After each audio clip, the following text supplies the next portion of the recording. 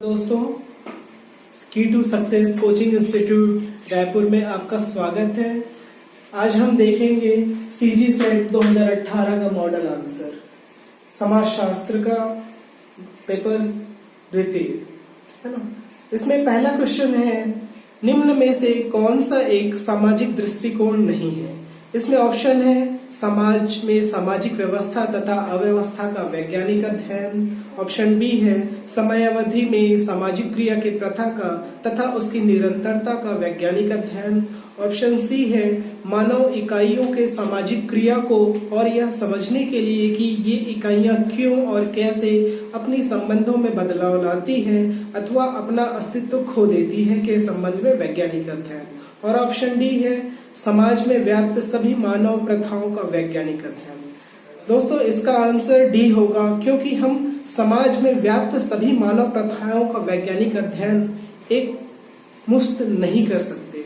और इसमें जितने भी ऑप्शन है, व्यवस्था तथा अव्यवस्था का वैज्ञानिक अध्ययन, सामाजिक क्रिया की प्रथा व उसकी निरंतरता का वैज्ञानिक अध्ययन और सामाजिक क्रिया में जो परिवर्तन है उसका वैज्ञानिक अध्ययन कर सकते हैं, लेकिन समाज में व्याप्त सभी मानव प्रथाओं का अध्ययन नहीं कर सकते। तो इसका करेक्ट आंसर होगा डी। दूसरा क्वेश्चन है, एक सामान्य स्तर अथवा विचार जो प्रतिस्थापित समूह के सभी सदस्यों के प्रक्रियाओं को निर्देशित करता है, वर्णन करता है, तो ये सामाजिक मानकों का वर्णन करता है, जिसमें इसका ऑप्शन है सामाजिक मूल्यों का, दूसरा सामाजिक मानकों का, तीसरा सांस्कृतिक मानकों का और चौथा सामाजिक क्रियाओं का। तो इसका सही उत्तर होगा सामाजिक मानकों का, जिसको इंग्लिश में कहेंगे सोशल नॉर्म्स। इसके बाद तीसरा क्वेश्चन है, भूमिकाओं की जटिलता जो न केवल एक व्यक्ति के एकल प्रतिष्ठा से बल्कि अनेक प्रतिष्ठाओं से संबंध रहता है, किस श्रेणी में आता है। इसमें ऑप्शन दिए हैं, ए भूमिका सेट, ऑप्शन बी प्रतिष्ठा और भूमिका, ऑप्शन सी बहुगुणक भूमिका और ऑप्शन डी भूमिका क्रम। तो दोस्तों, इसका करेक्ट आंसर होगा भूमिका सेट, है ना, जिसको आर.के. मर्टन ने दिया है। और ये इसके उदाहरण के रूप में हम इसको और आसानी से अगर समझना हो तो एक डॉक्टर का उदाहरण लेके समझ सकते हैं। एक डॉक्टर एक पेशेंट के लिए एक डॉक्टर होता है, उसकी एक भूमिका होती है, लेकिन नर्सों के लिए उसकी अलग भूमिका होती है। हॉस्पिटल के जो कर्मचारी हैं उसके लिए उसकी एक अलग भूमिका होती है, और जो मरीज है उसके लिए एक डॉक्टर की अलग भूमिका होती है। तो इसका आंसर होगा भूमिका सेट। दोस्तों, चौथा प्रश्न है संदर्भित समूह। संदर्भित समूह, है ना, इस अवधारणा को आर.के. मर्टन ने अमेरिकन सोल्जर अपनी किताब में दिया है ना। और उन्होंने ये पूछा है, इस क्वेश्चन में ये पूछा है कि पद संदर्भित समूह है। ऑप्शन है ए केवल समूहों पर लागू होता है, बी केवल व्यक्ति पर लागू होता है, सी केवल सामाजिक वर्गों पर लागू होता है और डी समूहों व्यक्तियों के साथ साथ सामाजिक वर्गों पर भी लागू होता है। तो दोस्तों, इसका आंसर होगा डी। जो संदर्भित समूह है वह समूहों व्यक्तियों के साथ साथ सामाजिक वर्गों पर भी लागू होता है। क्वेश्चन नंबर 5 है, निम्न में से कौन सा सामाजिक संरचना के एक अवयव का गठन नहीं करता। ऑप्शन है उपसंस्कृति, बी है प्रतिष्ठा और भूमिका, सी है संस्था, डी है समूह और उपसमूह। तो दोस्तों, इसका आंसर होगा ए उपसंस्कृति का गठन नहीं करता सामाजिक संरचना। क्वेश्चन नंबर 6, एक पद जो न केवल मनुष्य के मध्य संबंध स्थापित करता है बल्कि मनुष्य एवं मनुष्यों से भी बड़ी शक्ति के मध्य संबंध बनाता है, उस पद को क्या कहते हैं। ऑप्शन है ए जादू टोना, बी संप्रदाय, ऑप्शन सी है पंथ और ऑप्शन डी है धर्म। इसका करेक्ट आंसर होगा धर्म, क्योंकि धर्म अलौकिक शक्ति की भी बात करता है। क्वेश्चन नंबर 7, इनमें से किस साक्षात्कार में साक्षात्कारकर्ता प्रत्यार्थियों के उसी समूह से नियमित अंतराल पर 2 या इससे अधिक बार सूचना इकट्ठा करता है। ऑप्शन है पैनल, ऑप्शन बी है यूनिक, ऑप्शन सी है मानकीकृत और ऑप्शन डी है अमानकीकृत। तो इसका करेक्ट आंसर होगा अमानकीकृत। क्वेश्चन नंबर 8 है समयोपरि दृष्टिगोचर प्रत्येक रूपांतरण जो सामूहिकता के सामाजिक संगठन की प्रक्रियाओं को अथवा ढांचे को प्रभावित करता है और इसके इतिहास की दिशा को परिवर्तित करता है, वह क्या कहलाता है? इसके ऑप्शन है ए ऐतिहासिक क्रिया, बी सामाजिक प्रक्रिया, सी सामाजिक परिवर्तन और डी इतिहास में सांस्कृतिक परिवर्तन। दोस्तों इसका उत्तर होगा सी सामाजिक परिवर्तन, अर्थात समयोपरि दृष्टिगोचर प्रत्येक रूपांतरण जो सामूहिकता के सामाजिक संगठन की प्रक्रियाओं और अथवा ढांचे को प्रभावित करता है और इसके इतिहास की दिशा को परिवर्तित करता है, वह सामाजिक परिवर्तन कहलाता है। क्वेश्चन नंबर 9 है निम्न में से कौन सा पार्सन द्वारा प्रतिपादित संरचनात्मक श्रेणियों में शामिल नहीं है? ए है सामूहिक क्रियाकलाप, बी है मूल्य, सी है भूमिकाएं और डी है संस्कृति। इसका आंसर होगा डी संस्कृति। संस्कृति पार्सन द्वारा प्रतिपादित संरचनात्मक श्रेणियों में शामिल नहीं है। क्वेश्चन नंबर 10 समाजशास्त्र को निम्न में से कौन सामाजिक क्रियाओं का एक धारणशील विज्ञान मानता है? ऑप्शन है पेरेटो, बी है वेबर, सी है दुर्खेम और डी है हर्बर्ट ब्लूमर। दोस्तों इसका आंसर होगा बी वेबर। वेबर समाजशास्त्र को सामाजिक क्रियाओं का एक धारणशील विज्ञान मानता है। दोस्तों क्वेश्चन नंबर 11 में कुछ डाउट है ना, इसके कारण हम इस क्वेश्चन को स्किप कर रहे हैं। क्वेश्चन नंबर 12 है सामाजिक संघर्ष के प्रकारियों के संबंध में चर्चा करता है, मतलब सामाजिक संघर्ष के प्रकार के बारे में कौन चर्चा करता है? ऑप्शन ए है कॉलिन्स, ऑप्शन बी है कोजर, ऑप्शन सी है डेरेंडॉर्फ और ऑप्शन डी है मार्क्यूस। दोस्तों इसका उत्तर होगा बी लेविस ए कोजर, जो सामाजिक संघर्ष के प्रकारों की चर्चा करते हैं। क्वेश्चन नंबर 13 निम्न में से कौन सा प्रकार्यात्मक विश्लेषण में प्रचलित सिद्धांत की रचना नहीं करता? एक बार फिर से दोहराता हूं, निम्न में से कौन सा प्रकार्यात्मक विश्लेषण में प्रचलित सिद्धांत की रचना नहीं करता है? इसके ऑप्शन है समाज के संरचनात्मक इकाइयों का सिद्धांत, ऑप्शन बी है समाज के प्रकार्यात्मक इकाई का सिद्धांत, ऑप्शन सी है सार्विक प्रक्रियावाद का सिद्धांत और डी है अनिवार्यता का सिद्धांत। इसका उत्तर होगा अनिवार्यता का सिद्धांत। क्वेश्चन नंबर 14 परिघटना विज्ञान और मानव विधि विज्ञान के द्वारा किसका संघर्ष परिदृश्य प्रभावित होता है? इसके ऑप्शन है लेविस कोजर, बी है आर डेरेंडॉर्फ, सी है कार्ल मार्क्स और डी है आर कॉलिन्स। दोस्तों इसका आंसर होगा बी आर डेरेंडॉर्फ। क्वेश्चन नंबर 15 व्यक्ति और आदमी के मध्य अंतर किसने किया है? दोस्तों हम इस क्वेश्चन को स्किप कर रहे हैं क्योंकि इस पे भी हमें इसका उत्तर अभी नहीं मिल पाया है, हम कंफ्यूज हैं थोड़े। क्वेश्चन नंबर 16 है प्रकार्यात्मक सैद्धांतिकरण में दुष्क्रिया की संकल्पना किसने किया? इसके ऑप्शन है A Wilfred Pareto, B Emmanuel Durkheim, C Robert K Merton और डी ऑगस्ट काउंट। तो दोस्तों प्रकार्यात्मक सैद्धांतिकरण में दुष्क्रिया की संकल्पना का सिद्धांत रॉबर्ट के मर्टन ने दिया है, तो इस तरह इसका सही उत्तर है option C Robert K Merton.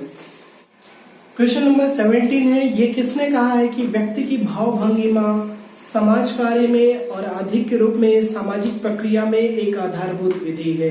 इसके ऑप्शन है Talcott Parson, Lewis Coser, G H. Mead और एंथोनी गिडन्स। इसका सही उत्तर होगा G H. Mead, option C. Question number 18 है ये किसका कथन है कि बच्चों के विकास का प्रदर्शन प्ले चरण, गेम चरण तथा अन्य सामान्यीकृत गतिविधियों के क्रम में देखा जा सकता है? इसके ऑप्शन है Michael Foucault, Judith Butler, G H. Mead और एस.एफ. नडाल। दोस्तों इसका आंसर होगा G H. Mead, option C. Question number 19 है सूची 1 की मत को सूची 2 के मत से मिलान कीजिए। जिसमें सूची 1 में नाट्य शास्त्र, गेम चरण, गुप्त क्रिया और सांकेतिक अंतःक्रिया है, तो वहीं दूसरी ओर सूची 2 में ब्लूबर, आर.के. मर्टन, इरविंग गॉफमैन और जी.एच. मीड है। इसके कूट में आप जाएंगे तो देखेंगे ऑप्शन डी, जो कि कहता है कि नाट्य शास्त्र इरविन गॉफमैन ने दिया है, गेम चरण जी.एच. मीड ने दिया है, गुप्त क्रिया आर.के. मर्टन ने दिया है और सांकेतिक अंतःक्रिया हर्बर्ट ब्लूमर का सिद्धांत है। क्वेश्चन नंबर 20 है, सूची 1 की मत को सूची 2 के मत से मिलान कीजिए तथा निम्न कूट से सही उत्तर चुनिए। सूची 1 में है ए नौकरशाही एवं औचित्यकरण, बी है लुकिंग ग्लास सेल्फ, सी है आवृत एवं अनावृत व्यवहार और डी है स्वयं की प्रस्तुतिकरण। सूची 2 में है G H. Mead, Erving Goffman, Max Weber और चौथा सी.एच. कूले। इस पे कूट है, पहला है 3, 1, 2, 4, बी है 1, 3, 2, 4, सी है 2, 4, 3, 1 और डी है 3, 4, 1, 2। तो इसका उत्तर है ऑप्शन डी 3, 4, 1, 2। नौकरशाही एवं औचित्यकरण की अवधारणा मैक्स वेबर ने दिया है, लुकिंग ग्लास सेल्फ के बारे में सी.एच. कूले ने बताया है, आवृत एवं अनावृत व्यवहार के बारे में जी.एच. मीड ने बताया है और स्वयं का प्रस्तुतिकरण की अवधारणा इरविन गॉफमैन ने दिया है। इसके बाद है क्वेश्चन नंबर 21, पूंजीवाद की आधार को इनमें से किस सिद्धांतकार ने विश्लेषित किया।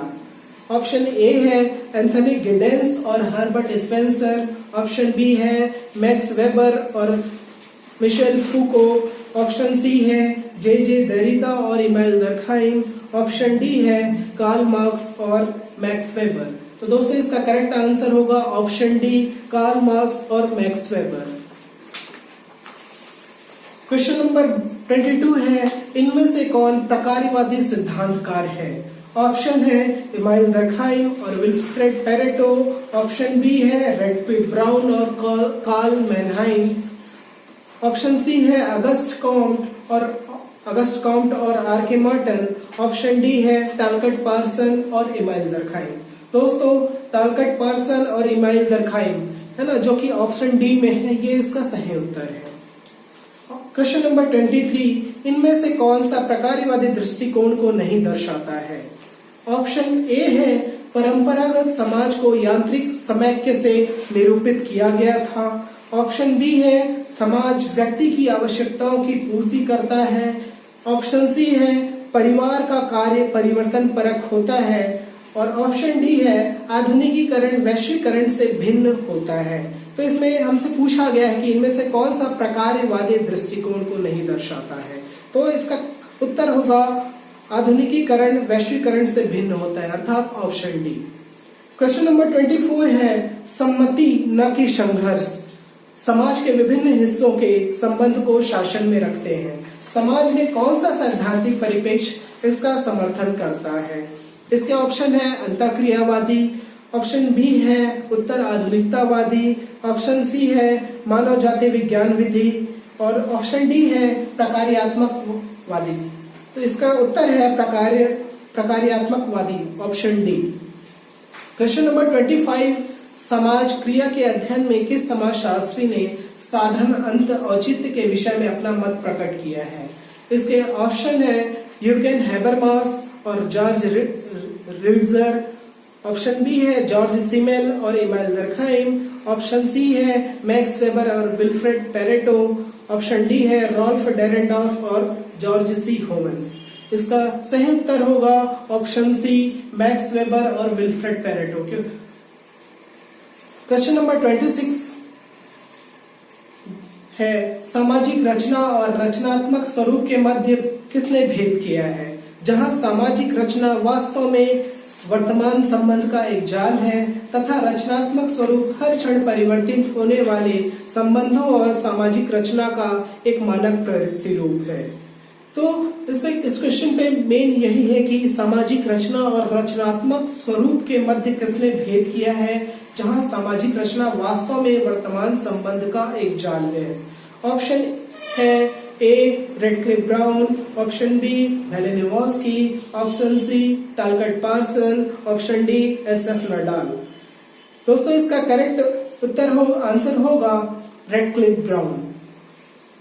क्वेश्चन नंबर 27, उस समाजवादी की पहचान कीजिए जिसके विचार ने रेडक्लिफ ब्राउन पर गहरा प्रभाव छोड़ा है।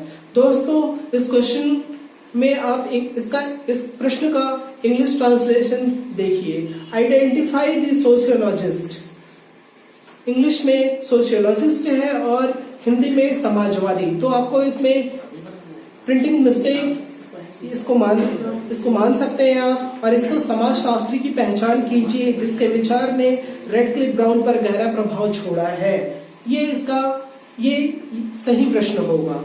और इसके ऑप्शन है एसएफ नडाल, बी है लेविस स्ट्रॉस, सी है इमाइल दरखाइम और डी है एडम कूपर। दोस्तों इसका सही उत्तर होगा इमाइल दरखाइम। इमाइल दरखाइम वे समाजशास्त्री थे जिनके विचारों ने रेडक्लिफ ब्राउन को प्रभावित किया था। आगे है क्वेश्चन नंबर 28, समाजशास्त्र का लक्ष्य होता है सामाजिक तथ्यों को एक वस्तु के रूप में लेना। इस कथन को किसने दिया है? जब हम सामाजिक तथ्य की बात करेंगे तो इमाइल दरखाइम हमारे सामने आते हैं, है ना। तो इसके ऑप्शन है ए अगस्ट कॉम्ट, बी जॉर्ज सीमेन, सी मैक्स वेबर और डी इमाइल दरखाइम। इसका सही उत्तर है डी इमाइल दरखाइम। क्वेश्चन नंबर 29, ये किसने कहा कि संस्कृति मानव द्वारा रची गई एक माध्यम है और वह इस माध्यम से अपनी अंत प्राप्त करता है? ऑप्शन है रेडफील्ड, ऑप्शन बी है रेडक्लिफ ब्राउन, ऑप्शन सी है टाइलर और ऑप्शन डी है मेलेनोवस्की। दोस्तों इसका सही उत्तर होगा option D Malinowski.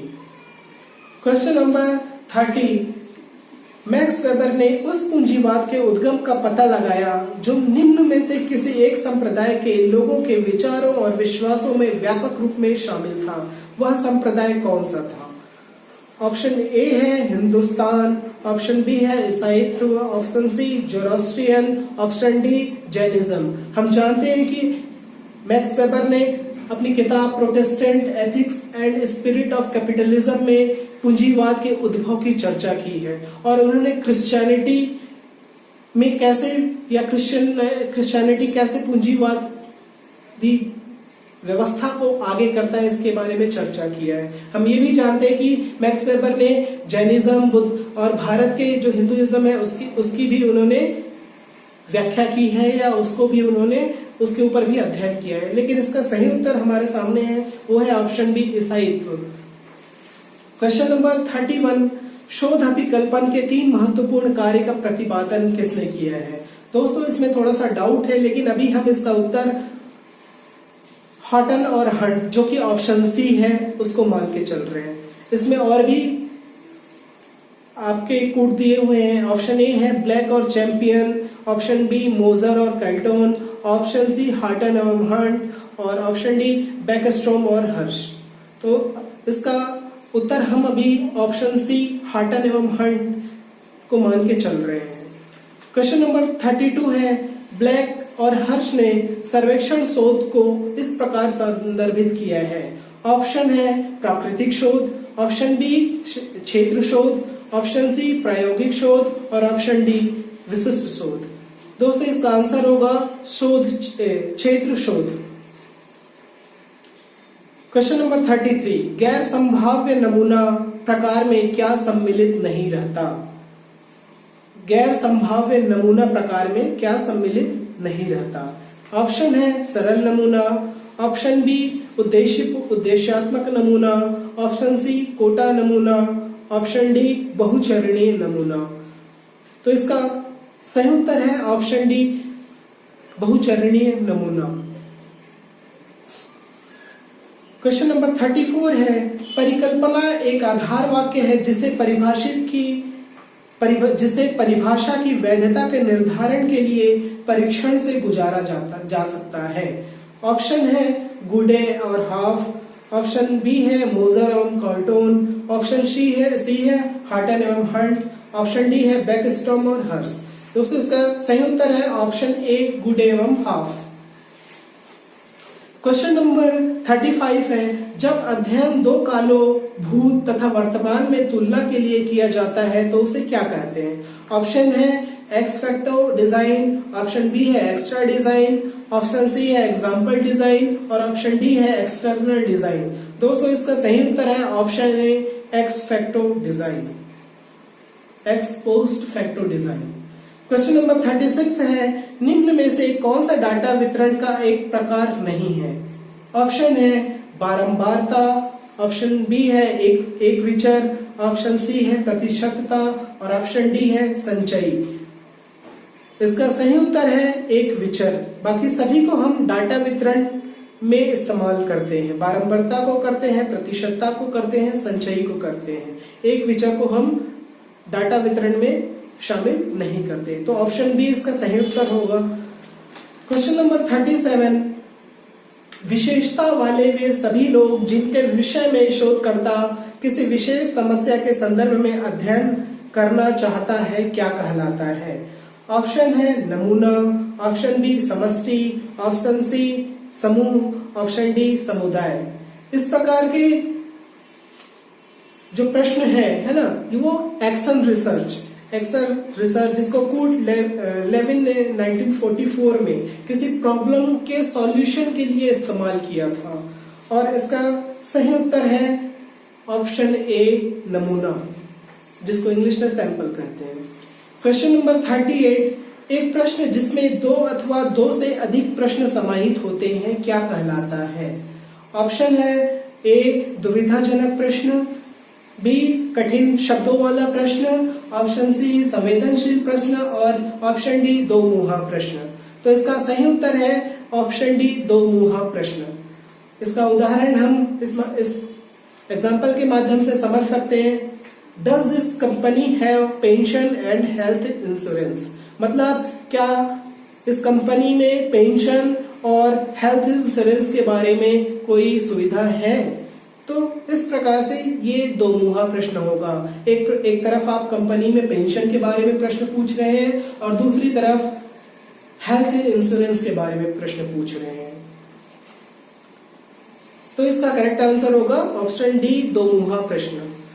Question number 39, प्रकृति एवं सूचना के आधार पर प्रकाशित निम्न में से कौन सा एक प्रकार का प्रश्न नहीं है? इसके ऑप्शन है प्राथमिक, बी है द्वितीयक, सी है मध्यांतर और डी है तृतीयक। इसका करेक्ट आंसर होगा मध्यांतर, ऑप्शन सी। क्वेश्चन नंबर 40 है, अवगत परिघटना के विचार के साथ योजनागत अवलोकन के रूप में प्रेक्षण की परिभाषा किसने दिया है? एक बार फिर से मैं दोहराऊंगा, अवगत परिघटना के विचार के साथ योजनागत अवलोकन के रूप में प्रेक्षण की परिभाषा किसने दिया है? ऑप्शन है हाल्ट, ऑप्शन बी है बेली, ऑप्शन सी है सारंताकोस, ऑप्शन डी है पीवी यंग। इसका सही उत्तर है पीवी यंग। आगे के क्वेश्चन के लिए आप हमारे आने वाले वीडियो का इंतजार करिए और इस चैनल को सब्सक्राइब करिए।